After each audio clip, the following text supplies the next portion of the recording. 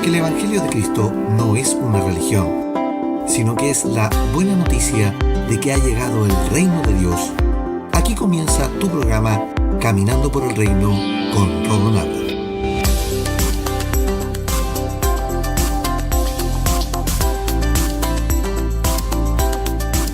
Bienvenidos a Caminando por el Reino, tu programa de enseñanza de la gracia a tu casa. Anteriormente en Caminando por el Reino, esta semana estamos conversando acerca del Waze de Dios, la obra del Espíritu Santo. Y en el episodio anterior aprendimos lo siguiente. 1. El Espíritu Santo no es la segunda persona del dogma de la Trinidad. Pensar que el Espíritu es eso es disminuir el poder de Dios. La grandeza del Espíritu sobrepasa nuestros entendimientos. 2. El actor principal del proceso de transformación en nuestras vidas es el Espíritu Santo. Ese proceso parte desde el primer paso, que es la decisión de seguir a Cristo. El segundo, que es la invitación a Cristo a nuestras vidas con su Espíritu. El tercer paso es el recibir la entrada de Él con su Espíritu, el cual nos comienza a libertar. El cuarto es aceptar la obra de la cruz y la redención por Jesucristo. Por ende, pasamos a ser el templo de Dios y el culto es en nuestras vidas. El quinto paso es el engendramiento de la semilla de Dios en nuestras vidas, la que va a producir que crezca la imagen de Cristo en nuestro interior. Y el sexto y último paso es convertirnos en miembros del cuerpo de Cristo y representar al Rey en la tierra. Segundo, el proceso de conversión es la obra del Espíritu Santo en nosotros. No es de simple lectura de la Biblia. Es vivir el proceso en Cristo y tener una experiencia real con Él. Tercero y último, la conversión de Pablo fue radical.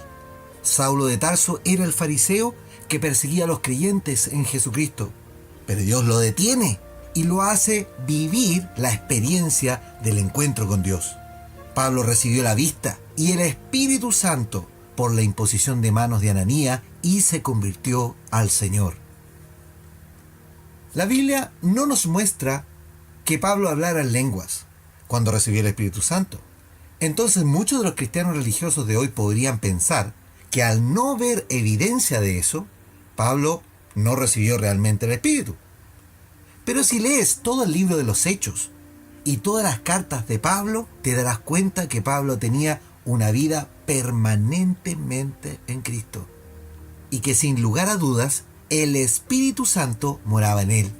Entonces, ¿debemos dudar que Pablo tenía el Espíritu Santo por el hecho de que no habló en lenguas? Claro que no, pues Cristo nos da la pauta de reconocer a los verdaderos creyentes. Leamos lo que nos dice el Maestro en el Evangelio según San Mateo capítulo 7. Versículo 15 dice: Ten cuidado de los falsos profetas que vienen disfrazados de ovejas inofensivas, pero en realidad son lobos feroces. Puedes identificarlos por su fruto, es decir, por la manera en que se comportan. ¿Acaso puedes recoger uvas de los espinos o higos de los cardos? Un buen árbol produce buenos frutos y un árbol malo produce malos frutos. Un buen árbol no puede producir frutos malos y un árbol malo no puede producir frutos buenos. Por lo tanto, todo árbol que no produce frutos buenos se corta y se arroja al fuego. Así es, de la misma manera que puedes identificar un árbol por su fruto, puedes identificar a la gente por sus acciones. Mateo capítulo 7, del versículo 15 al versículo 20, en la versión NTV. No debemos juzgar a las personas por lo que se dice o dicen de ellas, sino por sus acciones, sus actitudes y obras. Eso es el parámetro o regla general que debemos tener para nuestras vidas. A raíz de este parámetro, instruido por Cristo, podemos tener absoluta claridad que Pablo sí tenía indudablemente el Espíritu de Dios en su vida.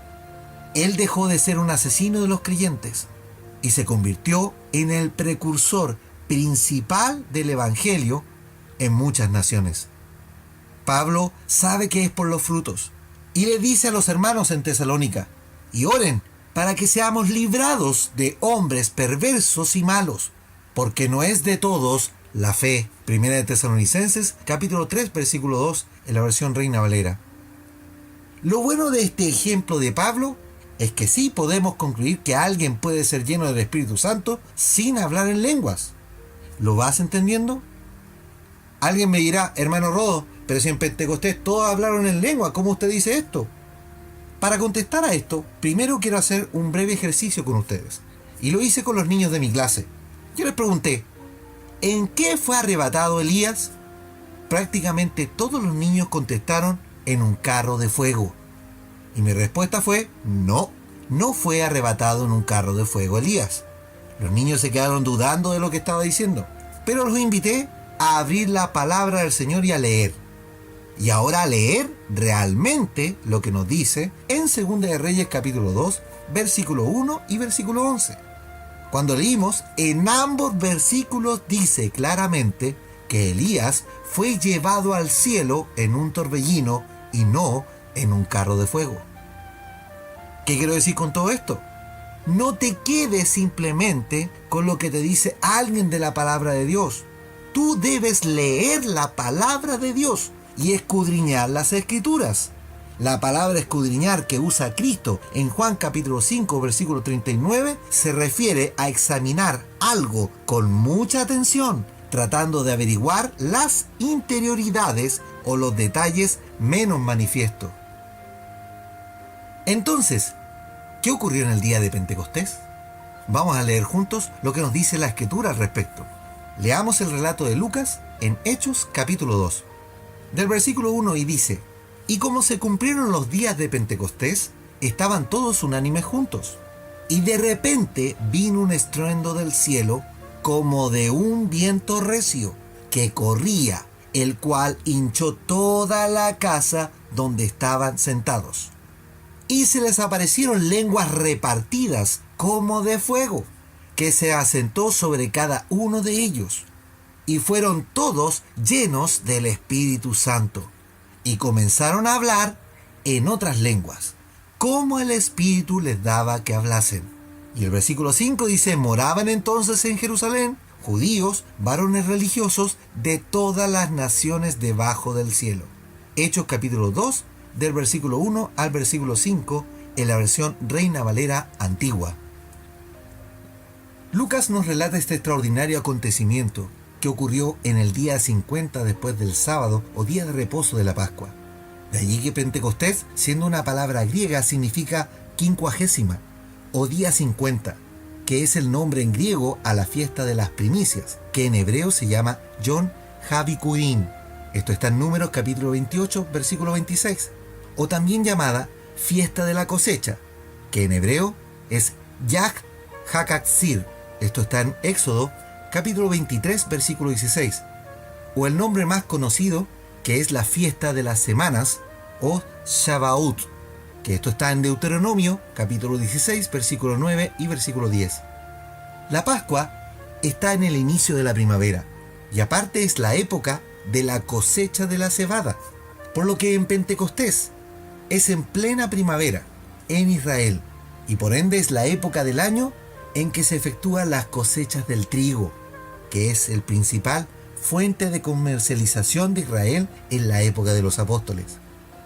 A raíz de la fiesta de las semanas, o Shavuot, que es el nombre más conocido, Jerusalén estaba llena de peregrinos de diferentes latitudes, quienes venían a disfrutar de las festividades y también para hacer comercio del trigo y la cebada. Por eso que el versículo dice en Hechos capítulo 2 que había gente de todas las naciones de la tierra. La orden de Cristo a los discípulos fue no moverse de Jerusalén hasta que no recibieran la promesa del Señor. Esto está en Hechos capítulo 1, versículo 4. Por eso que en el mismo aposento en donde habían celebrado la Pascua, que la historia nos muestra que era la casa de Juan Marcos, un discípulo de Cristo, allí estaban reunidos esperando la llegada de la promesa. Escondidos, por cierto. Si nos damos cuenta, la predicación de Cristo fue a los discípulos que se habían esparcido luego de la muerte en la cruz, como los caminantes de Maús, por ejemplo. Él se les apareció con pruebas indubitables. Hechos capítulo 1, versículos 2 y 3. Y por eso es que el número de los fieles que decidieron quedarse en el lugar, juntos en armonía, era aproximadamente 120 personas. Eso está en Hechos capítulo 1, versículo 15. En el mes de Sivan, que está entre mayo y junio según el calendario romano, se celebra la Shavuot o fiesta de la semana. Y el día 50 fue el día que Israel recibió la ley por boca de Moisés, específicamente el día 6 de Sivan. En ese día fue cuando Moisés descendió del monte Sinaí y cuyo rostro resplandecía por haber estado con Dios. Esto está en Éxodo capítulo 34, versículo 29. Por lo tanto, no hay coincidencia en el plan divino. Dios escogió un día extremadamente significativo para los judíos para hacer venir el Espíritu Santo de la promesa. Fue ese día en que Dios envió lo que había dicho a Jeremías con respecto al nuevo pacto. Recordemos las palabras. En Jeremías capítulo 31 dice el versículo 33, pero este es el nuevo pacto que haré con el pueblo de Israel después de esos días, dice el Señor. Pondré mis instrucciones en lo profundo de ellos y las escribiré en su corazón. Yo seré su Dios y ellos serán mi pueblo. Jeremías capítulo 31, versículo 33 en la versión NTV. Él dice que en el nuevo pacto, Él pondrá las instrucciones en lo más profundo de cada uno, en el interior, ya no más en tablas como las traía Moisés. Esta vez las instrucciones vendrían a ser puestas en el ADN divino, puesto en el interior de cada hijo que recibe al Señor. Por eso que viene de repente un estruendo del cielo, como de un viento recio, el cual hinchó toda la casa donde estaban sentados. La versión NTV dice, se oyó un ruido desde el cielo, parecido al estruendo de un viento fuerte e impetuoso que llenó toda la casa donde estaban sentados. Lucas hace una comparación que el ruido que descendió del cielo fue semejante o como el viento fuerte, el cual entró en la casa y la hinchó. No dice que vino un viento e hinchó la casa, pero él hace esta comparación para decir que la presencia de Dios descendió sobre los que estaban sentados en esa mañana. Descendió con un ruido audible e hizo remecer el lugar. Hinchó, llenó el lugar de su presencia. Lo mismo que nos relata Éxodo con respecto a Dios cuando tomó posesión del monte Sinaí. La Escritura nos muestra que hubo rayos, vientos, nube y ruido en el monte, señales visibles que la presencia de Dios estaba en ese lugar. Entendamos que el propósito de Dios es establecer un nuevo orden, un nuevo pacto, y lo hace en un día para marcar un nuevo curso en la historia, ya no más en el pacto de la ley, sino bajo el pacto eterno. Luego el relato continúa y dice, y se les aparecieron lenguas repartidas, como de fuego, que se asentó sobre cada uno de ellos. La versión NTV nos dice algunos detalles adicionales a la traducción y dice, luego algo parecido a unas llamas o lenguas de fuego aparecieron y se posaron sobre cada uno de ellos. Notemos algo. Lucas está relatando la forma de lo que se posó sobre cada cabeza de los que estaban sentados en la casa. Dice que la forma de eso es como una lengua de fuego, es decir, una luz con forma ondulada como las llamas de una fogata, que se puso cada una sobre la cabeza de los que estaban sentados. No fue literalmente fuego, porque de haber sido así se habrían quemado, pero es la misma luz y de llamas que ve Moisés la zarza ardiendo, que la zarza ardía, pero no se consumía. Esa fue la señal que vio cada uno en testimonio de la llegada del Espíritu Santo, que si nos damos cuenta es la misma señal visible que ve Juan cuando Jesucristo es bautizado por él. Leamos lo que nos dice Lucas. Cierto día en que las multitudes se bautizaban, Jesús mismo fue bautizado. Y mientras él oraba, los cielos se abrieron, y el Espíritu Santo en forma visible descendió sobre él como una paloma. Y una voz del cielo dijo, tú eres mi Hijo, muy amado, y me das gran gozo. Lucas capítulo 3, versículos 21 y 22 en la versión NTV. El Espíritu descendió de manera visible, como una paloma, sobre Jesús, para que Juan diera testimonio que él era el rey que había de venir. Lo mismo ocurre en el día de Pentecostés. El Espíritu descendió con unas lenguas de fuego, como las comparadas a una fogata, y se pone cada una sobre la cabeza de los que estaban sentados, confirmando visiblemente la llegada del Espíritu. Y es una gloriosa manifestación visual, al igual que con Cristo, porque los aproximadamente 120 fieles son hijos muy amados por el Señor. La señal dio paso a llenar a cada uno de la presencia de Dios, del Espíritu Santo. Así lo dice el versículo 4 en Hechos capítulo 2. Y fueron todos llenos del Espíritu Santo y comenzaron a hablar en otras lenguas como el Espíritu les daba que hablasen. La pregunta que nos queda para mañana: ¿a qué se refiere Lucas con otras lenguas? ¿Qué tipo de lenguas hablaron los primeros 120 hijos del nuevo pacto? ¿Recibieron el don en lenguas o no? Oremos al Señor. Gracias, Señor, por poder escudriñar las Escrituras, para develar los detalles que nos permiten una mejor y correcta interpretación de las mismas. Gracias, Señor, porque tú no haces cosas fortuitas, sino que todo obedece a un plan, al propósito, que es darnos el nuevo pacto, o el pacto eterno, y qué mejor manera de hacerlo que con tu Espíritu en nuestras vidas. Es maravilloso observar que ocupaste los mismos elementos y fechas para dejar el pacto de la ley atrás y abrirnos paso con un cielo abierto para disfrutar de tu gloria, mi buen Dios. Te pido, Padre, que abras los entendimientos de los que porfían hoy y que comiencen a escudriñar las Escrituras, que puedan por medio del Espíritu leer y recibir revelación de estas maravillosas verdades, y cómo la revelación progresiva de tu presencia nos muestra cada vez más los detalles de tu gloriosa obra. Padre, llénanos con tu Espíritu, abunda en nosotros más y más con tu presencia, para que podamos resistir los días malos y juntos seamos más que vencedores en Cristo Jesús. Todo esto te lo pido en tu santo nombre, Jesucristo. Amén y amén. Amados, los invito para mañana para seguir conversando del Way de Dios, la obra del Espíritu Santo, y a caminar por el reino. Súmate a la campaña de esparcir el mensaje por las redes sociales. Búscanos como @caminando por el reino en Facebook y YouTube. Comenta en nuestro Twitter. Y ahora escucha el programa en Spotify. Suscríbete y sigue nuestros episodios en la red más grande musical del mundo. O bien puedes escucharnos en caminandoporelreino.podbean.com. Ya somos 2000 y este año queremos ser 10.000. Da me gusta, comparte y etiqueta a tus amigos y hagamos crecer la familia del Señor. Que la gracia y la paz de Cristo sean en tu vida. Olor a majestad, gloria y autoridad. Lléname,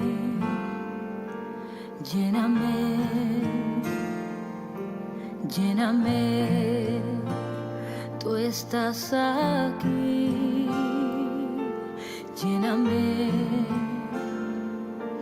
lléname, lléname, tú estás aquí.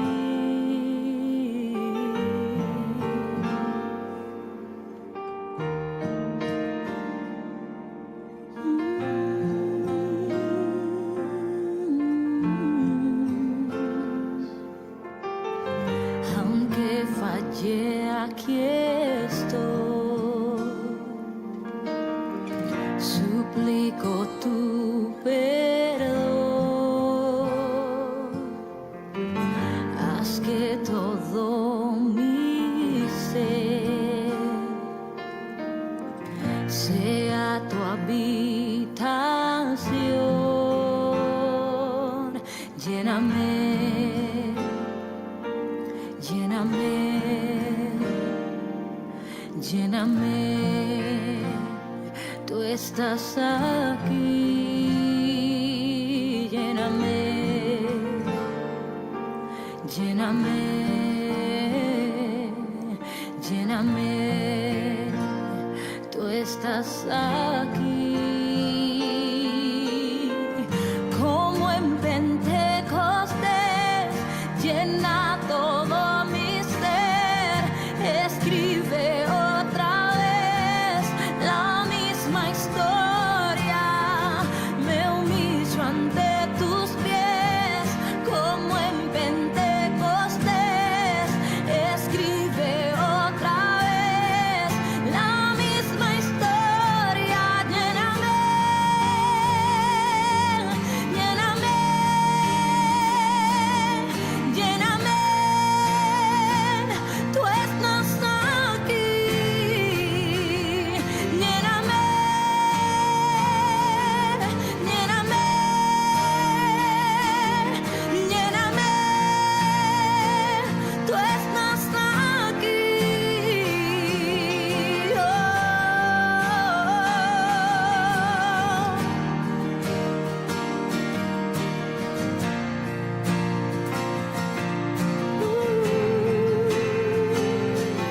Ven y lléname.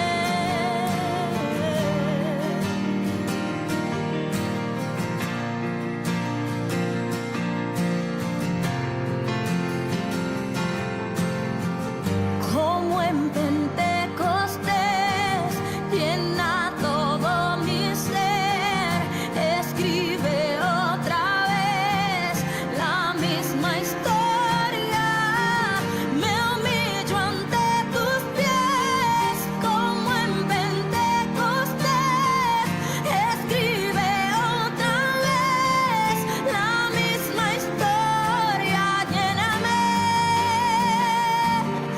lléname, lléname, tú estás aquí, lléname, lléname, lléname, tú estás aquí, lléname, lléname, lléname, tú estás aquí, lléname, lléname, lléname, Dios, tú estás aquí,